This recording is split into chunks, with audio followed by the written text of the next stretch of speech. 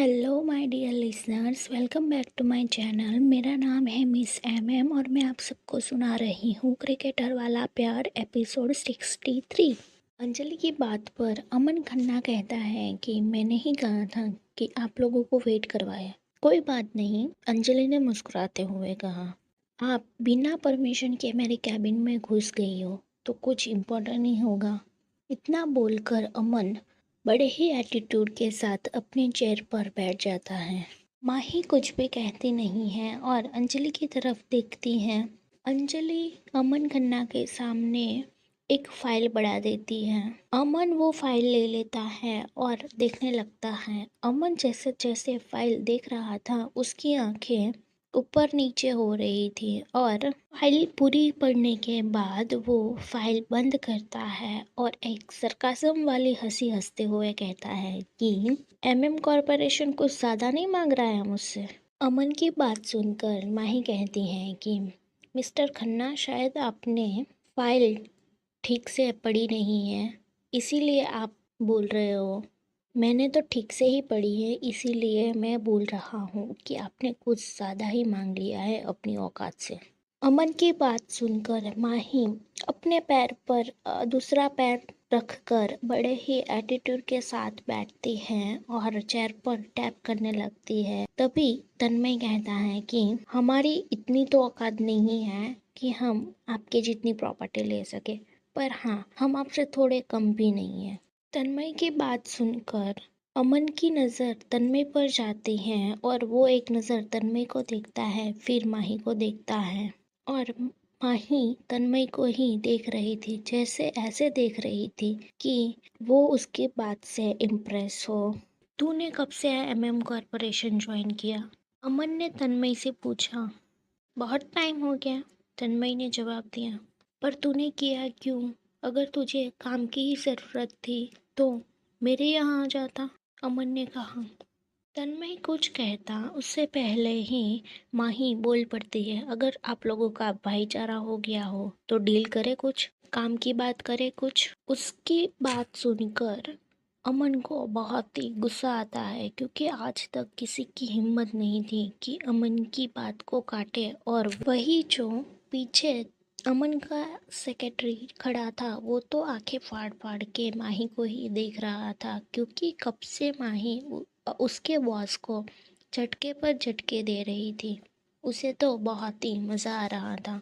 अमन अपने आप को शांत करता है और कहता है कि लगता है आप मेरा बैकग्राउंड चेक करके आए हो कि मैं किस बात से ट्रिगर होता हूँ कि और नहीं होता, इसीलिए शायद आप मुझे प्रोवोक कर रही है।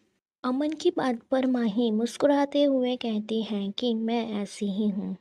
मुझे लोगों की दुखती नर्स पर पैर रखने का कोई भी शौक नहीं है। अच्छा ठीक है, मान लेता हूँ मैं आपकी बात, पर आपको जो चाहिए वो मेरे पास नहीं है, क्योंकि वो नॉट फॉर द सेल है। हाँ मुझे पता है। माही अपनी बातें आगे बढ़ाते हुए कहती है कि जी ज़रूर, हाँ मुझे पता है कि वो सेल के लिए नहीं है, पर मुझे भी उसकी ज़रूरत है, इसीलिए मैं यहाँ पर बैठी हुई हूँ। माही ने ये बात बहुत ही शांति से कही थी। माही के चेहरे की शांति, माही की स्माइल अब अमन खन्ना को रास आने लगी थी, क्योंकि माही इतना सब सुनने के बाद भी बहुत ही शांत लग रही थी। ठीक है, अमन अपनी चेयर पर एडजस्ट होता है और फिर अपने दोनों हाथ सीने पर बांधते हुए कहता है कि आपको पता ही होगा कि अमन खन्ना मार्केट में कैसे डील करता है। अगर आप मेरे बारे में जानकर आई है तो आपको पता ही होगा कि अमन खन्ना कैसे काम करता है, तो आपको वो सारी शर्तें भी माननी पड़ेगी। वही पीछे बैठे हुए चार लोग अमन की बात सुनकर अपना सिर पकड़ लेते हैं, क्योंकि उसने गलत लड़की से पंगा ले लिया था। रुद्र को तो बहुत ही गुस्सा आ रहा था, पर रुद्र भी जानता था कि जब भी अमन को कोई काम नहीं करना होता है तो वो सामने वाले को यही ऑफर करता है। अमन की बातें सुनकर रुद्र की मुट्ठी ऑलरेडी बंद हो चुकी थी, पर वो बहुत ही शांत बैठा हुआ था। माही एक नज़र रुद्र की तरफ देखती हैं। रुद्र की मुट्ठी बंधे हुए देखकर माही मुस्कुरा देती हैं, क्योंकि माही ने ही रुद्र को बोलने के लिए मना किया था। माही मुस्कुराती हैं और तन्मय की तरफ देखती हैं। तो तन्मय कहता है कि हमने तो सुना है कि अमन खन्ना की कमजोरी खूबसूरत लड़कियां होती है ना अंजलि? हाँ, मैंने भी सुना है कि अमन खन्ना हर रोज एक नई लड़की के साथ देखा जाता है। हाँ, मैंने भी सुना है कि अमन खन्ना हर रोज एक नई लड़की के साथ देखा जाता है। इसका मतलब कि आप हमें भी वही ऑफर दे रहे हो? तन्मय ने अमन की तरफ देखते हुए कहा, अगर आपको चाहिए ही लड़की तो आप तन्मय को लेके जा सकते हो, हम इतने फ्री नहीं हैं, अंजलि ने कहा। की बात पर अमन अंजलि को घूर कर देखता है और तन्मय खा जाने वाली नजरों से अंजलि को ही देख रहा था। और इस बात पे माही और मनप्रीत को हंसी आ जाती है। ही पीछे बैठे हुए रुद्र और जसप्रीत भी अपने आप में ही मुस्कुरा देते हैं। माही को हंसता हुआ देखकर अमन खन्ना कहता है कि तुम्हारा दिमाग तो नहीं खराब है? तुम मेरे ही कैबिन में बैठकर तुम मुझ पर ही हंस रही हो।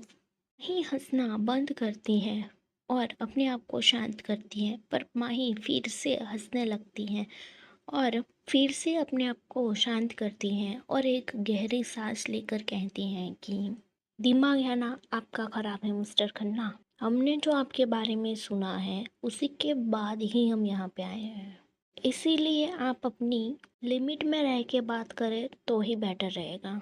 माही ने साफ साफ अमन खन्ना को धमकी दी थी। उसकी बात पर अमन कहता है कि तुम्हें कुछ ज़्यादा ही एटीट्यूड नहीं है? और तुम क्या सुन के आई हो मेरे बारे में? शायद तुम्हें सुनने में कमज़ोरी है, इसीलिए तुम मुझसे इस तरह से बात कर रही हो। माही अपने कान पर उंगली रखती हैं और कहती हैं कि नहीं, मेरे कान तो बिल्कुल ही ठीक हैं। हमने क्या सुना है अंजलि?